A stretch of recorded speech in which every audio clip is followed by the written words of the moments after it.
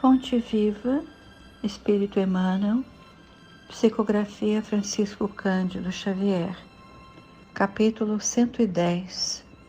Vigiemos e oremos. Vigiai e orai, para não cairdes em tentação. Palavras de Jesus estão no Evangelho de Mateus, capítulo 26, versículo 41. As mais terríveis tentações decorrem do fundo sombrio de nossa individualidade, assim como o lodo mais intenso, capaz de tisnar o lago, procede do seu próprio seio. Renascemos na terra com as forças desequilibradas do nosso pretérito para as tarefas do reajuste. Nas raízes de nossas tendências, encontramos as mais vivas sugestões de inferioridade. Nas íntimas relações com os nossos parentes, somos surpreendidos pelos mais fortes motivos de discórdia e luta.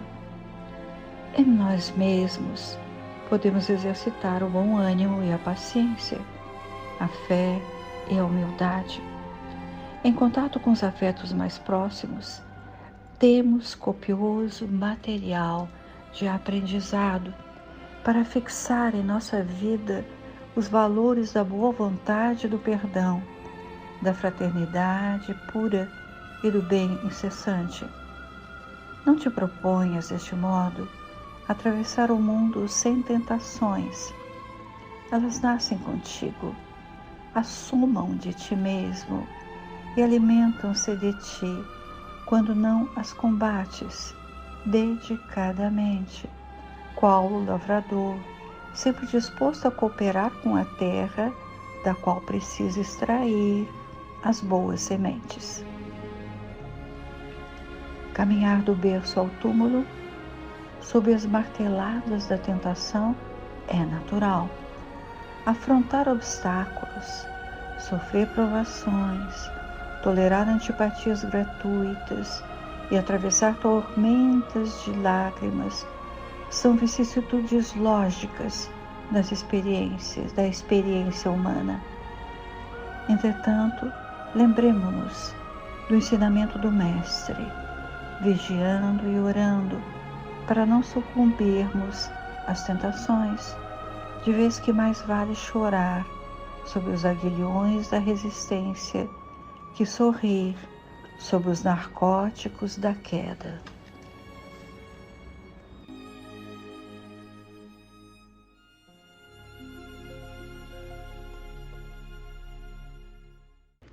Estamos hoje estudando as anotações de Mateus nos últimos dias na Terra, de Jesus como homem com corpo material. Vamos nos situar. Depois da ceia pascal, ou Santa Ceia, ou Última Ceia, em que o Mestre reúne os 12 apóstolos, ele partiu, divide o pão. E era costume entre os judeus, quando o anfitrião tirava pedaços de pão e distribuía esses pedaços aos convidados em sinal de amizade e dando graças pelo alimento. E depois disso ele passou a taça de vinho. Prepara os amigos, como ele chamava os apóstolos, para a sua partida, ele prepara. Apesar de já lhes ter falado que partiria, mas que não os deixaria sós, os apóstolos não concebiam, não imaginavam as suas vidas, a difusão dos ensinamentos, as promessas do Rabi, sem a presença dele. Por que ele partiria e para onde? Até assim perguntavam. E lembramos que ele disse: para onde eu vou, não podeis ir. E faziam perguntas assim quase ingênuas. E sabemos que o Mestre os informa que um dentre eles o trairia e o entregaria aos fariseus. Judas se ausenta do cenáculo. Cenáculo? Era o lugar onde se servia a ceia. Bem, em versículo anterior à epígrafe que Emmanuel colocou, Mateus escreve: cantando um hino, saíram para o Monte das Oliveiras. Era hábito que, ao finalizar a ceia pascal, todos cantassem o hino de ação de graças. E chegaram a um sítio do Monte das Oliveiras chamado Getsêmani. O Evangelho de João, ele escreve que lá havia um jardim no qual entraram ele e seus discípulos. Jesus convida os discípulos a sentar, enquanto ele convida também Pedro e os 2 filhos de Zebedeu. Quais são? Tiago e João.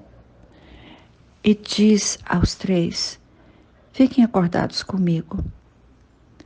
Lembramos que no episódio da Transfiguração, no Monte Tabor, também estavam com ele os mesmos discípulos, Pedro, Tiago e João, quando eles viram a transfiguração de Jesus e viram também Elias e Moisés. É importante lembrar esse episódio da transfiguração. O local onde estava o jardim devia ser solitário, silencioso. E na exposição de Pastorino, ele diz que em frente à porta dourada do templo estava esse jardim, em frente à porta dourada do templo. E Getsemane significa lagar de azeite, quer dizer, o utensílio em que se colocava o azeite. Aproxima-se o drama da crucificação. O Rabi sabe. Mateus, Marcos e Lucas escrevem em palavras diferentes, mas escrevem com o mesmo sentido, que Jesus pediu que os apóstolos ficassem acordados com ele. E Jesus, adiantando-se um pouco, caiu sobre seu rosto, orando, e disse: meu Pai, se é possível, afasta esta taça, porém não como quero, mas como tu queres. No Evangelho de Lucas, ainda encontramos esse episódio assim: Pai, se queres, afasta de mim essa taça. Faça-se, porém, não a minha vontade, mas a tua. Apareceu-lhe um mensageiro do céu, confortando-o. Mateus continua narrando. Depois dessa explicação de Lucas, vemos Mateus. E volta aos discípulos, Jesus, e encontra-os dormindo. E Jesus diz a Pedro: assim não tivestes força de ficar acordados comigo 1 hora? Vemos agora o versículo 41, que está em estudo, e que foi escolhido por Emmanuel. Ficai acordados e orai, para que não entreis na provação, pois o espírito tem boa vontade, mas a carne é fraca. Não entre na provação. Que diria isso? Porque dizia para que não sejam apanhados desprevenidos pelas provas a que seriam submetidos. E a quantas provas todos eles seriam ainda submetidos, né? Perseguições, assassinados legalmente pelos romanos, como Pedro foi em Roma, ou pelo Sinédrio, como Tiago em Jerusalém. Observando a narrativa dos 4 evangelistas, constatamos que apenas Lucas escreve: apareceu-lhe o mensageiro do céu, confortando-o. Confortando-o. O médico Lucas foi formado muito mais tarde pelos discípulos e, sobretudo, por Paulo, que lia avidamente todos os manuscritos deixados. E, lendo as anotações, Lucas conhece pormenores do que os outros falam. Lê e ouve de Paulo, não é? E lê a aparição e escreve sobre a aparição de um espírito desencarnado que se materializa para confortá-lo. Como explicar essa materialização? Pastorino escreve que Pedro, Tiago e João deviam ser médiuns de efeitos físicos, escolhidos exatamente para proporcionarem ectoplasma. O ectoplasma abundante, fornecido pelos 3, possibilitou a materialização do espírito. E ele, Pastorino, atribui o sono dos 3 à emissão do ectoplasma. Então Jesus é fortalecido pelo mensageiro e regressa, por fim, ao local do jardim onde estão os discípulos e pergunta aos 3 por que ainda estão a dormir, se já está chegando o discípulo que vai entregá-lo ao sacrifício. Judas chegaria logo depois com os fariseus. Mas Jesus continua que eles orassem, porque também a aprovação deles estava para chegar. Que permanecessem despertos, acordados, a fim de não sucumbirem. E aí entendemos o sentido de despertos e acordados de outra maneira, não só no sentido físico de não dormir. E nenhum dos presentes dos apóstolos, nenhum deles estava em condição de acompanhar, de entender o Mestre naquele momento em que ele, Jesus, antecipava os acontecimentos cruciais que viriam. E mesmo João, tão próximo dele, não podia perceber as circunstâncias históricas que se aproximavam. Era muito complexo e elevado para a capacidade do jovem João, jovem e frágil naquele momento, daquela imersão num corpo físico como estava João. Agora, vejamos por onde o benfeitor Emmanuel nos conduz diante deste vigiai e orai. E num momento que seria tão significativo para os apóstolos e, sobretudo, depois da crucificação, quando começaram a entender o que Jesus dissera na ceia pascal. Como em outras vezes, em outras dissertações, Emmanuel nos analisa como espíritos em transição. Analisa o lado sombrio da nossa individualidade,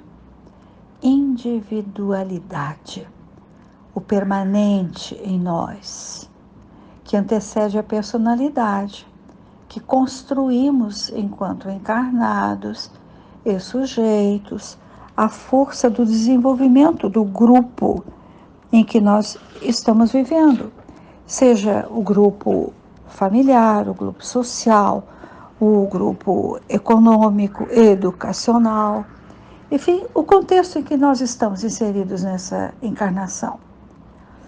E as tentações que nos fisgam, que nos pescam, as tentações que nos contactam, já estão do fundo sombrio de nossa individualidade, assim como o lodo mais intenso, capaz de tisnar o lago, procede do seu próprio seio. Essa é uma bela comparação de Emmanuel, não é? Não podemos colocar o efeito das nossas ações naqueles que nos apresentam aspectos atrativos para nós. Lembram de uma historinha para crianças? O cavalo não é atraído por uma joia preciosa que lhe apresentam, mas corre para a espiga de milho que está em outras mãos. Acho que é de meia e meia essa história. Bem, Emmanuel diz, de maneira mais culta, renascemos na Terra com as forças desequilibradas do nosso pretérito. Quer dizer, ficamos com as forças que nós acumulamos, mas nós viemos para as tarefas de reajuste. E sequer avaliamos o valor da joia, a joia aquela da história, a joia representada agora por oportunidades de ascensão, da conquista de espiritualidade. Oportunidades onde? Junto com o próximo de nós. Relação com parentes, afetos, no trabalho, na casa espírita, porque a todo tempo e lugar somos tentados. Tentações nascem conosco. Assomam de ti mesmo, Emmanuel diz. É importante ainda, alimentam-se de ti quando não a combates. Caminhar com elas é natural, como também é natural em nossas existências afrontar obstáculos, sofrer provações, tolerar antipatias gratuitas, experiências humanas. E nós estamos sintonizados com as mais variadas experiências, sobretudo com as que nos desequilibram. E cabe a nós todos dizer de Jesus, lembrando que em qualquer situação, vigiemos e oremos.